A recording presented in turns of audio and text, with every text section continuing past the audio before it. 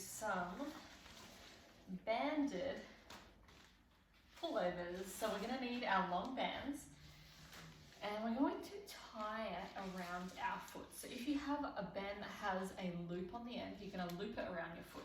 Otherwise, if you have your long pink band, we are going to tie it twice around the foot so it's nice and secure. And we're going to use this as a little lever. All right, so we're going to be doing opposite arm to leg, and you're going to see why in a minute. So if you have diathesis, you're going to slowly come onto your side and then roll onto your back. And then, I hope you can still see. All right, and then with the opposite hand, we are going to wrap it a few times around like so, so we don't have to have our fingers in the band. Now, if you have one with a loop, obviously you just wrap the loop around and then you are free to keep your fingers free. So we want to keep our wrists straight.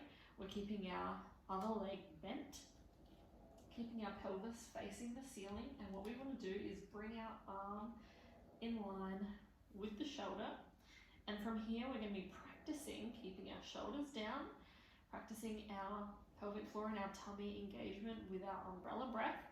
So we're breathing under a brace. And our aim is, let me lift this up, our aim is to keep our tummy connected and our ribs down as we reach our arm overhead. Okay, so if we're starting from here, I'm just going to demonstrate the first one before you join in. Okay, so a nice wide deep breath where we're going down to the floor, to the sides and up for the inhale. And also down into the pelvic floor. And then as I exhale, I'm fully exhaling out all the air. Drawing my shoulder down into the floor, hugging the hand towards my body. And throughout the end of the exhale, I'm keeping my ribs going down towards my pelvis as I reach my arm overhead. Only as far as I can maintain all my connections. Now I'm going to pause here, keep my belly, my ribs connected, and I'm going to take my inhale.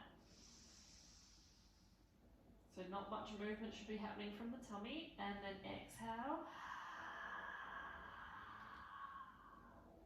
So come all the way back with a little more control than what I just did. All right?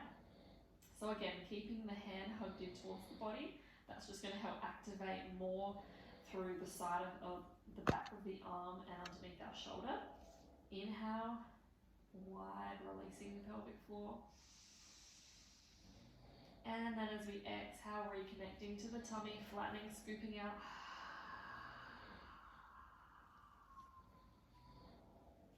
As I reach my arm overhead, keeping my shoulder down, pulling, my shoulder blade should be coming down towards the floor.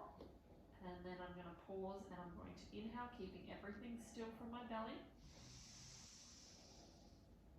And then exhale, reconnect again.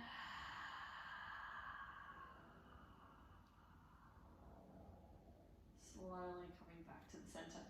Now, the reason why we're doing this is we're having like a cross sling.